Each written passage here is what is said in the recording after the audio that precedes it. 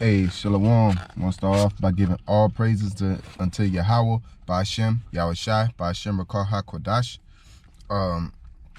In this lesson, first off, I'm going to give double honor to our apostles / elders, which are GMS, and blessed salutations to you brothers out there teaching enduring truth and sincerity. Now, this lesson I want to go over is my brother's keeper, and we're going to start off with something real simple in Genesis chapter 4, verse 9, I believe. Dealing with Cain and Abel, because when Cain slew Abel, in his blood, Salakia, I started verse 6, Genesis chapter 4 and 6. You know what, we'll start at 1.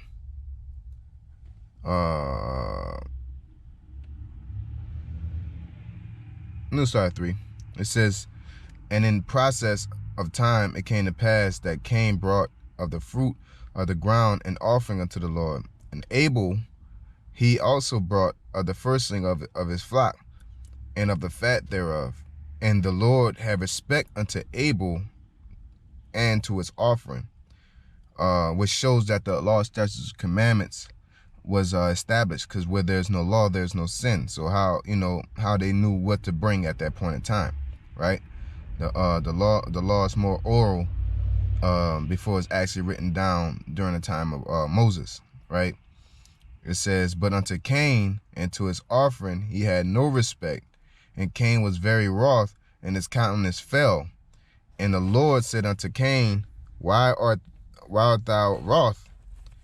And why is thy countenance fallen? So basically, why are you mad? You fuck up. Why are you mad? You know what I'm saying? And it says, if thou doest well, thou shalt not be accepted. It says, if thou doest well, thou shalt not be accepted. And if thou doest not well, sin lieth at the door. And unto thee shall his desire, and thou shalt rule over him. So if you do well, then the Lord is in your favor. But if you do wrong, then sin is at the door. That's when you go off, right? And it says, and Cain talked with Abel and his brother, and it came to pass when they were in the field that Cain rose up against Abel his brother and slew him. And the Lord said unto Cain, where is thy brother? And he said, I know not. And then he said, am I my brother's keeper? And this quote here proves the story in itself proves basically you're supposed to like the scripture say in Proverbs, I believe it's 34 and 18, that you're supposed to tend to the flock. You're supposed to know the condition of your flock, and especially your brothers. You're supposed to be in communication with the Akim. You're supposed to, so if anything happens to them, you're supposed to know. You know what I'm saying? Or be a step ahead and prevent it. You know what I'm saying? So I want to get this.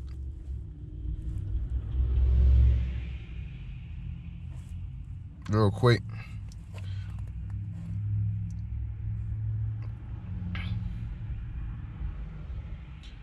Hebrews chapter 13 and 1, it says, let brotherly love continue. Be not forgetful to entertain strangers, for thereby some have entertained angels unawares. But this is, in general, that you're supposed to be, chaste and things like that towards your Akim. You know what I'm saying? And then you got honor the brotherhood. You know what I'm saying? Basically, you're supposed to appreciate the Akim and appreciate the brothers in his truth.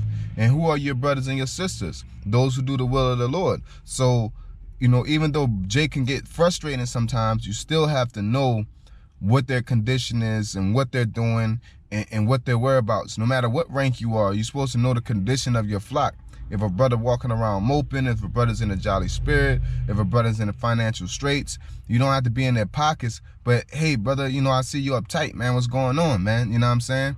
You don't have to be like, how much money you got in your pocket, or what you did with that money, or what you did with this, Hey, inquire and see and make sure brothers are okay.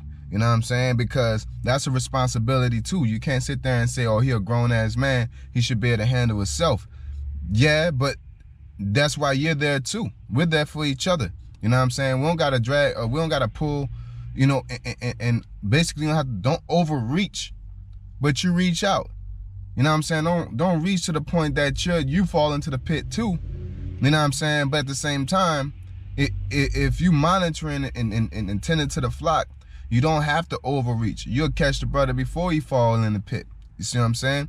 So it's very important to know the condition and the state of your flock.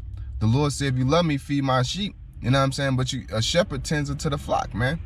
You know, a raven and wolf don't care about the flock. He use them to their benefit for filthy lucre's sake and things like that. You know? So I just wanted to put that out, you know, a little GMS, any quick hit, you know. Just basically, are you your brother's keeper? Yes, we are. You know, we're supposed to know their whereabouts. We know we're supposed to protect them.